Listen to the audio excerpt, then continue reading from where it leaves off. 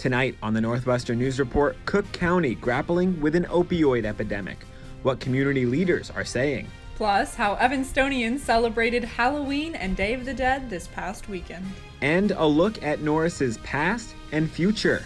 What's in store for the Student Center ahead of a big milestone. Plus, how Northwestern students are finding furry companions away from home.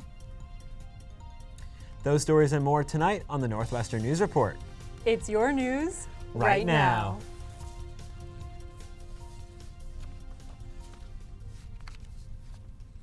Good evening and welcome to the Northwestern News Report. I'm Vanessa Kelson. And I'm Andrew Rowan. We start tonight here in Cook County, which is struggling with an opioid epidemic. NNN's Lily Wolfson reports on how the sheriff and medical professionals are combating the epidemic. We do want to warn our viewers, these images are disturbing. Come on, guy, wake up. Come on, buddy. Stay with us. There you go. Police respond to an opioid overdose in the Skokie Courthouse bathroom. This 2018 scene, a familiar sight for first responders. Signals a pervasive, entrenched problem. According to Marianne Mason's research, Cook County has the highest number of opioid-related deaths out of all U.S. counties, with a 16.7% increase from 2020 to 2021. The issues are both complex and, unfortunately, something that has defied quick analysis by experts. Cook County Sheriff Tom Dart heads a program that trains people who struggle with opioid addiction to use naloxone, an antidote for opioid overdose. We're really up to trying anything. Mason wants to see people in treatment and recovery pipelines instead of incarceration. places like Pierre and Evanston offer substance use prevention and treatment services to Cook County residents. One thing we know about people who are using these kind of drugs is that their motivation to make a change fluctuates by the hour in the course of a day. So treatment access needs to be very readily available. Pierre provides medications that treat opioid dependency. We firmly believe in broader access to treatment. Lily joins us now in the studio. Lily, experts say disrupting the fentanyl supply is crucial to fighting overdoses. Why does fentanyl play such a huge role in all this? Andrew, fentanyl is a synthetic opioid, similar to morphine, but 50 to 100 times more powerful. And it's being mixed in with opioids. Its potency makes an overdose far more likely. A tragic but important story. Thanks, Lily, so much. Vanessa? An email to the NU community last week reported multiple alleged druggings at off-campus locations in Evanston. University spokesperson John Yates tells NNN in an email that there were specifically 3 such reports, and that one took place at an address associated with a non-Greek affiliated student organization. As of today, no charges have been filed. And back on campus, also security and safety concerns. In light of the recent COVID test theft, many students are asking what security looks like on campus, including what locations are monitored and how.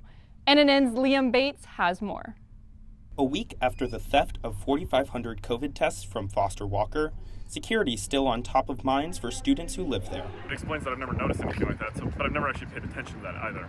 According to Northwestern's surveillance policy, video can be recorded in building perimeters, entrances, exits, hallways, laboratories, and cashier locations. But NNN toured Plex and found no visible security cameras within the building, except for the main entrance. I think that's pretty surprising considering, how much money Northwestern has and the fact that they're not investing proper funds into safety procedures. Even the convenience store inside lacks the security features that would be found in a typical 7-Eleven, like security cameras and monitors. Yeah, that seems like it puts a lot of burden on the workers there to be also keeping track of security when they're trying to do their other jobs. We asked the university and Northwestern Police if any additional security would come to Foster Walker, and about the culture of safety more generally on campus. They did not respond to multiple requests. Students say something needs to change. Overall, that's but certainly something that needs to be addressed. The last mention of significant updates to campus security was in 2011, when Northwestern announced it was upgrading all of its CCTV cameras. Northwestern's surveillance policy also states that footage is kept for review purposes, but does not mention how long video is preserved for before it is overwritten. Liam Bates, Northwestern News Network. Thanks, Liam. The university's annual Security and Fire Safety Report addresses safety at campus facilities and buildings, as well as data on Evanston and Chicago campus crimes. Students can find the full report on the Department of Safety and Security website. Back to you, Andrew. Thank you, Vanessa. Chicago public schools have been in session since the end of August without an online learning option. But as NNN's Julia Richardson reports, some members of the CPS community say it feels as if COVID precautions have been swept under the rug.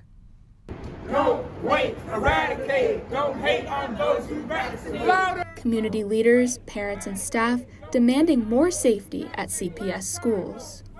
It seems like there was almost an insistence on returning to in-person learning over and above or despite any kind of considerations about the safety. CPS offers vaccination sites, but some people want more. They have 4 schools, 4 out of 638 that are open for walk-in vaccines. But without remote learning, options for parents who do not feel comfortable sending their children to school are limited. I actually applied for the virtual academy because my oldest daughter has asthma. But Ritzima's application was denied. After she refused to send her 3 daughters to school, CPS unenrolled them. Kiddos are home with me and I'm teaching them and doing the best that I can. In an email to NNN, CPS said its #1 priority is to support families, students, and staff during this unprecedented time, and that they are doing everything in their power to serve families to the best of their ability. Some parents who send their kids to the classrooms fear the consequences. In my son's classroom, they have a positive case. They're only placed the students that sit next to the child in quarantine. To me, not wanting to expose my son or sending him, he's getting unexcused absences. And some CPS staff also say they feel stuck and wish more would be done to ensure COVID safety. We need to have a nurse in that school building 5 days a week. CPS said it is also dedicated to improving the consistency and quality of nursing and mental health services across the district to ensure all students in need of services are properly supported. I will go out there and I will temperature scan every child, if that's what it takes. An ongoing fight for safety amidst a new normal. Julia Richardson, Northwestern News Network. Thanks for that report, Julia. Vanessa? Thanks, Andrew. A group of 14 North Shore healthcare workers successfully filed a lawsuit against the health agency last week after they were threatened to be placed on unpaid leave for their refusal to get the COVID-19 vaccine. The group initially requested religious exemption for the COVID-19 vaccine, but were denied by North Shore. However, a Chicago federal judge ruled Monday the employees could not be fired for this reason, citing the Illinois Right of Conscience Act. Sunday marked the deadline for North Shore employees to be vaccinated, and the judge granted a temporary restraining order to permit the group of unvaccinated employees to continue working. North Shore Senior Director of Public Relations Jim Anthony tells NNN in an email, quote, "We respect the court's decision in this matter and will abide by it, but we are unable to further comment on pending litigation." Live in Evanston and in need of a COVID-19 booster shot? There's good news tonight. Booster doses of all 3 vaccines are free and readily available at a variety of locations for eligible Evanston residents. All you need to do is complete the city's vaccine booster survey, which you can find on the City of Evanston's website.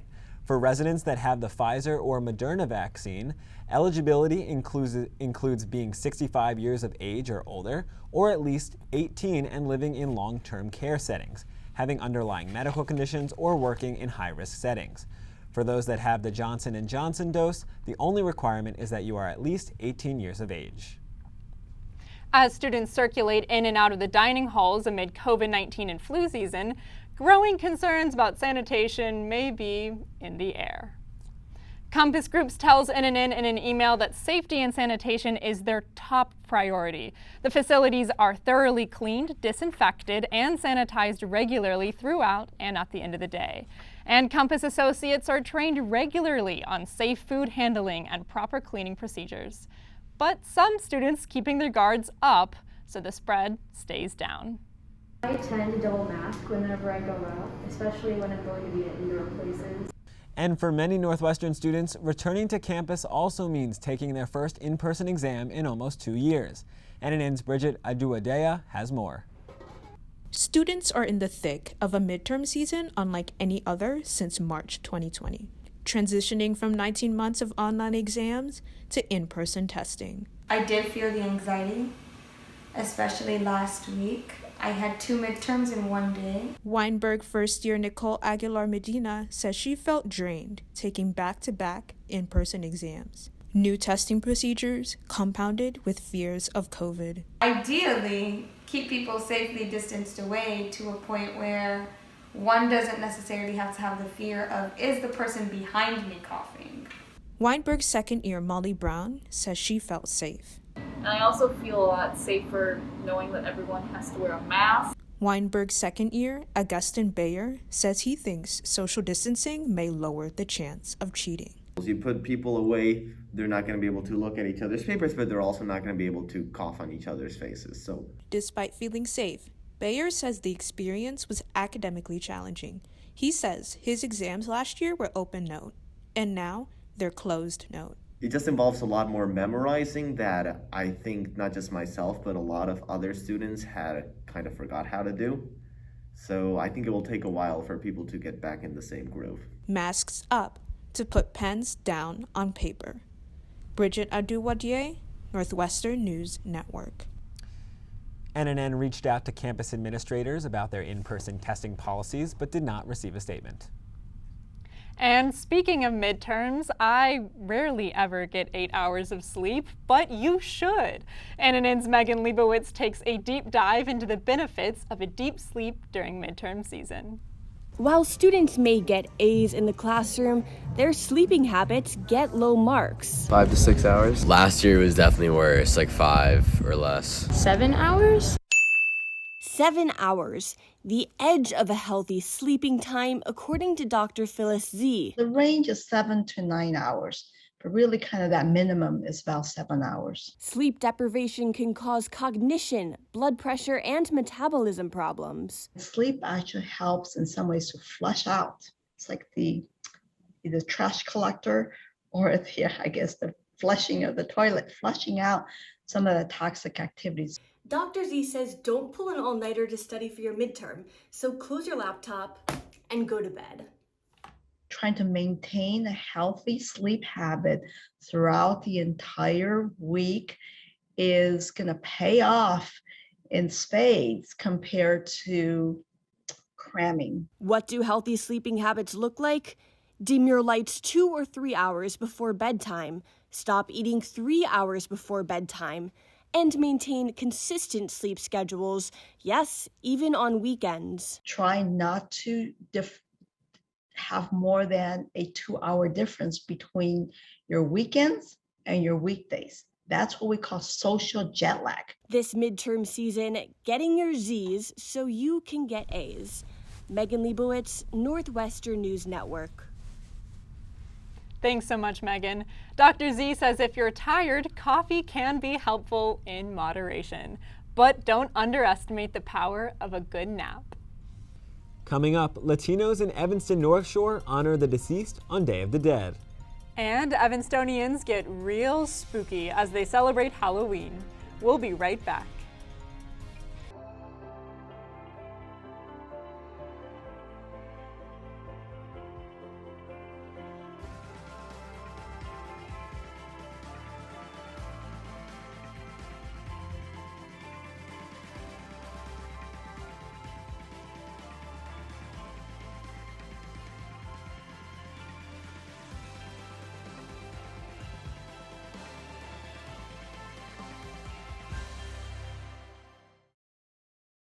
Welcome back. Last weekend, the nonprofit Latinos in Evanston North Shore, or LENS, gathered to pay tribute to their loved ones for the annual Day of the Dead celebration. NNN's Julia Narvaez Munguia has the details. Day of the Dead. I should have asked. A time to pay homage to ancestors. Para mí personalmente significa mis raíces, mi cultura, mis memorias. Trae de mi niñez, también trae tradición para mis hijos. Day of the Dead is a celebration where the spirit world is thought to open up to the real world and deceased loved ones come back to visit. The dead is welcomed with Con comida, con refrescos, con las flores, las velas, elementos religiosos. Mercedes Fernandez, president of Lens, says Lens's mission is to promote our culture, traditions, to promote education among our members of the community. Lens also hosts free English classes, book clubs, and organizes for workers' rights. One thing that I notice is that the Latino community is growing. And because it's growing, we have a person full-time serving the Latino community. I think that we are making an impact in our society for the many contributions that we bring to the U.S. Paying homage to those who once graced our lives, Julia Narvaez-Munguia, Northwestern News Network. If you are interested in learning more about Evanston's Latino programming, you can visit Latinos in Evanston's Facebook page. And during Halloween weekend, Evanston residents shared the Halloween spirit by decorating their houses. One house was taken over by a giant spider, and another was turned into a graveyard. Some skeletons were seen having dinner. Homeowners also handed out candy to trick-or-treaters who rocked creative costumes. Residents also took to the streets to celebrate the Halloween festivities canceled last year by the pandemic. NNN's Diego Ramos went door to door to show us how.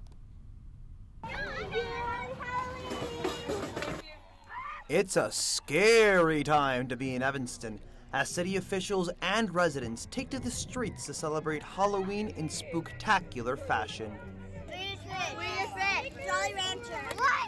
The city's Park and Recreation Department invited representatives from the government's various departments to a, quote, trunk or treat event at the Chandler Newberger Community Center. Just have the city departments have an opportunity to kind of interact with the residents. Representatives from various departments encouraged to bring vehicles, dress them up in costumes, and hand out candy to young trick-or-treaters. So it gives those departments who are part of the city and work really hard for the residents to meet the people that they're working with. This is what working for a city government is about. Residents happy to celebrate Halloween in person.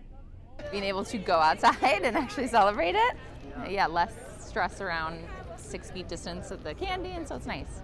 But that's not all. The city of Evanston also hosting a, quote, trick-or-treat stroll on Saturday. Residents could go to participating businesses and grab free Halloween candy. It's a fun event for families to bring their kids downtown. Also a great way for exposure for local businesses. And once the sun goes down on Sunday evening, the true Halloween horrors come out, with families trick-or-treating, making up for lost time and enjoying an in-person Halloween. In Evanston trick-or-treating, Diego Ramos Bechara, Northwestern News Network. Thanks, Diego, and a good-looking costume there, too. Well, coming up, a student group called E-Town Sunrise gathering downtown to protest climate change, what they're demanding. And Norris is turning 50 this year, and plans for a new building, they're on pause. We'll tell you why. At Northwestern University, we are pioneering innovation and achieving excellence across every imaginable discipline.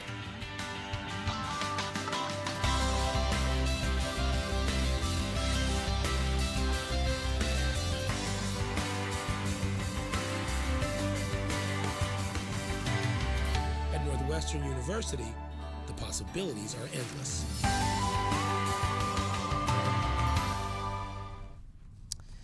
Welcome back. In the U.S., only 21 states have a goal of being 100% carbon neutral in the distant future. E-Town Sunrise, an Evanston youth climate advocacy group, took the issue to the streets last month to demand action. One of their goals, adopting the Climate Resilience Plan. NNN's Maria Heim has more. Evanston Township High School students walking out of class, wanting to teach a lesson of their own. And will not stand by while they fail us. ETHS senior Lily Aaron is the second hub coordinator for E-Town Sunrise, which began in 2018. Climate justice can't take the back burner, and that we've been putting this off for far too long. Several city officials speaking at the event, including 4th Ward Council member Jonathan Newsma. He emphasizes how important it is for the youth to be involved. They're the ones who have to live with the consequences of the decisions we're making. The Climate Action Resilience Plan sets a goal of a carbon-neutral Evanston by 2050. However, many activists think that this could happen sooner. E-Town Sunrise is also encouraging Northwestern students to get involved. I think 2025, 2030 to be completely carbon neutral, because that's what we need to do. Council members joining with students to demand action. You know, there is a variety of different opinions on how to prioritize these actions. E-Town Sunrise, spreading environmental awareness, one community at a time. Maria Heim, Northwestern News Network. Maria joins us now live from the Lakeville. Maria, we learned that Northwestern is part of 29 universities committing to lowering emissions. Can you tell us a little bit more about that? Andrew, Northwestern is part of the U7 Plus Alliance, which is committed to the climate goals coming out of the COP26 conference in Glasgow. 2 actions will take place. First, Northwestern will offer sustainability courses and work to reduce the amount of university-related greenhouse gas emissions. Northwestern is also adopting partnerships with integrators in order to bring green tech and clean energy to campus. Back to you in the studio. Thank you, Maria. Lots of interesting components in that story. I know you'll keep us posted with any developments. Speaking of climate change, Penelope brings us this week's weather. Good evening. I am Penelope John with your campus weather report for the upcoming week. Tonight we have a very clear sky, and going into tomorrow we will have sunny skies as well, with a high of 45 and low of 34. The sunny skies will continue on Thursday and Friday and the rest of the week. But it will be partly cloudy on Friday a little bit as well. The temperature for the past 2 days have been relatively low, but fortunately that is not here to stay for long. On Thursday, there will be a slight rise in temperature, and the temperature will rise to about 53 to 54 degrees Fahrenheit on Saturday and Sunday. This means there will be good weather for the Northwestern football game on Saturday, as the Cats take on Iowa at Ryan Field. Temperature tends to drop very significantly at night, so make sure you still have your winter jacket, your hat, and gloves if necessary. That's it for the weather. This is Penelope John from Northwestern News Network, and back to you, Vanessa. Thanks so much, Penelope, and stay warm, everyone. Andrew? Thanks, Vanessa. Birch bark canoes have a long history in this area, and very few people know how to build them in the United States. However, one of those individuals is sharing the craft on our campus. NNN's Kayla Nichols has the story. It takes a lot to build a birch bark canoe. Wayne Vallier is one of only 6 Ojibwe master builders in North America. Out of 10 million Ojibwe, that's a pretty small amount. That's a scary amount. And when you're talking about birch bark canoes, it's our identity. This month, he spent 3 weeks building a birch bark canoe in Kresge Hall as an Indigenous artist in residence. These canoes carry culture.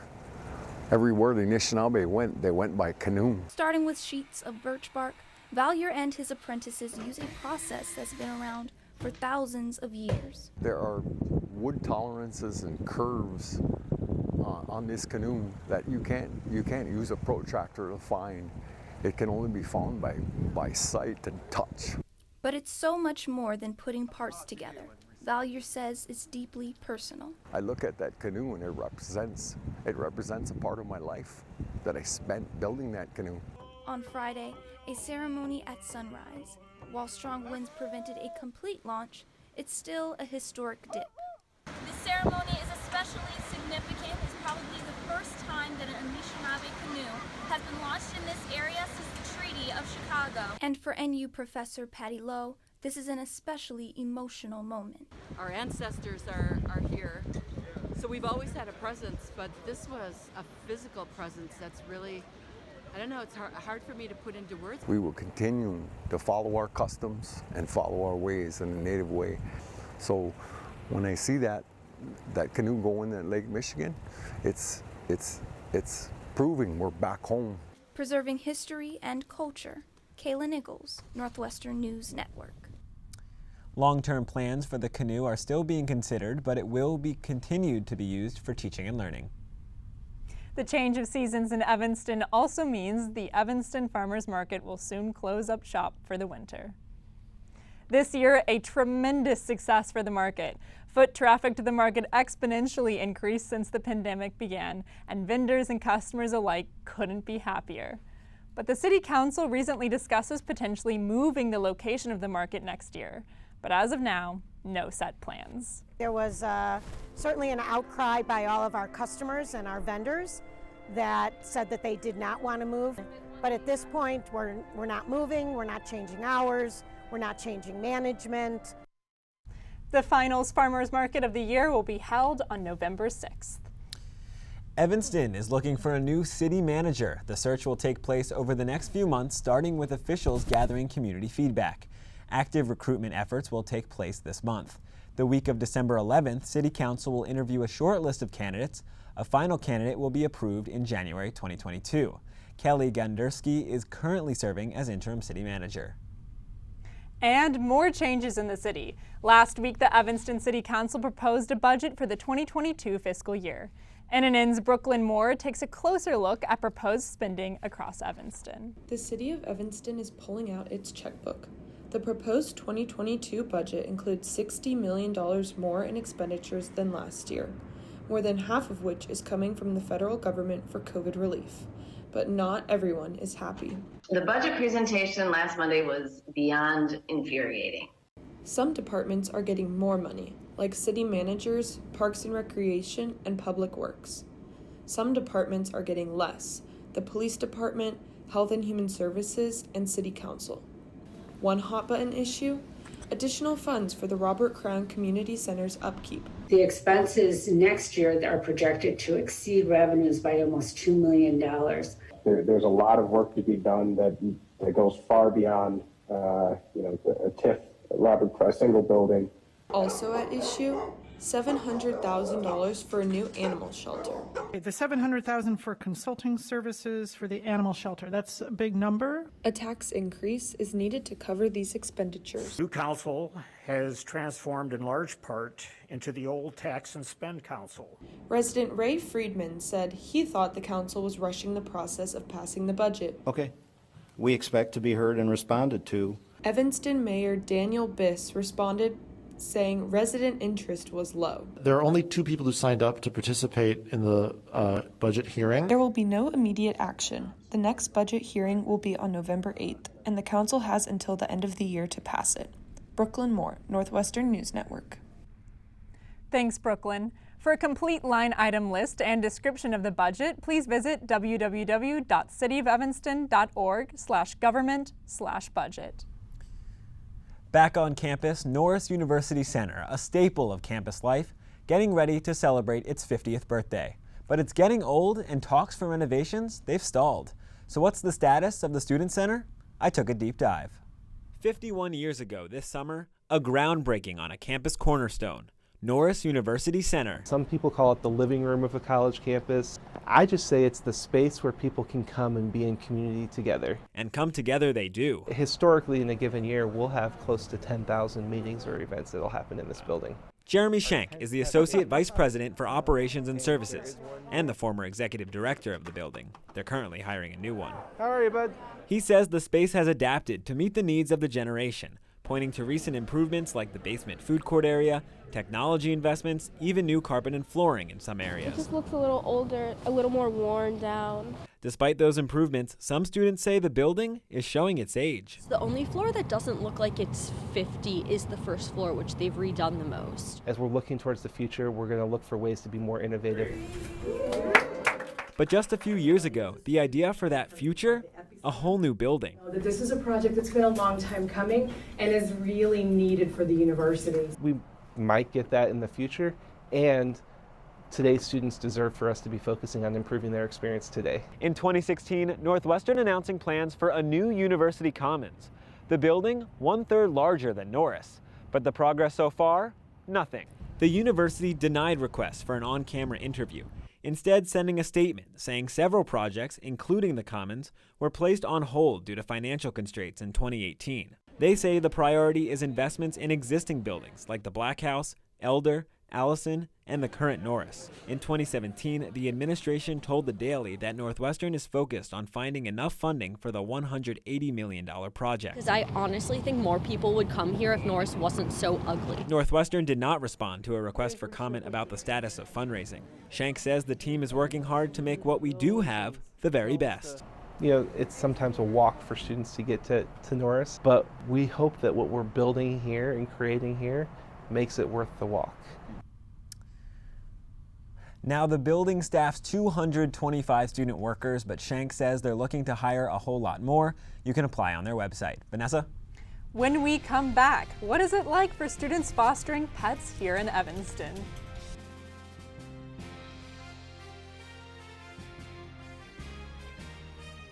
Go you Northwest, go Northwest and break right through that. With our colors flying, we will cheer you all to go. Go you Northwestern, fight for victory, sweet victory, spread for the fame of our fair name, and go Northwestern, win that game. Go Cats! Well, finally tonight, going to college for many means a long time away from their pets. But not for everyone. NNN's Gabrielle Coriati has more on students hosting foster pets. Weinberg fourth year Julia Yoon comes home from a long day of classes, greeted by a friendly face.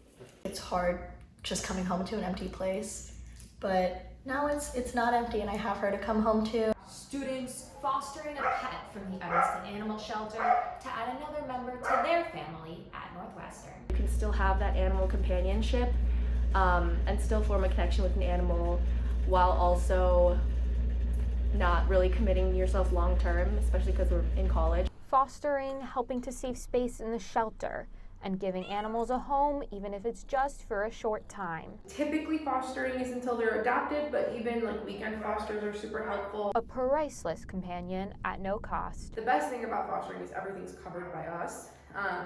So it's great for students. But that doesn't mean fostering is never rough. The other day he went to the bathroom on my floor and missed the litter box.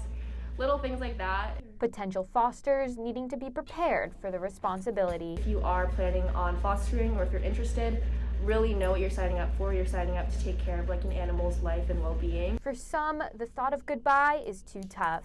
Yoon preparing to adopt her foster dog, Marie. There wasn't really a time limit on my time with her. I just ended up being okay, maybe we'll be together forever anyway. Helping Evanston's pets find their forever homes. Gabrielle Coriati, Northwestern News Network. It's such a great idea, but I don't know if I could say goodbye to an animal after having it in my house for a few months. I have a pet. I really adore him. How about you? Definitely same. I have this adorable chicken named Blondie back home, and I can't ever imagine saying goodbye. A pet chicken, does it live in your house? Does it live outside? She lives outside. She's occasionally visited inside, but she definitely prefers the Texas sunshine more. Oh my gosh, that is very, very cool. I wish I had a pet chicken. Well, that is all the time we have for tonight. I'm Andrew Rowan. And I'm Vanessa Kelson. Be sure to follow us on social. We're NNN_news. Thanks for watching, and good night.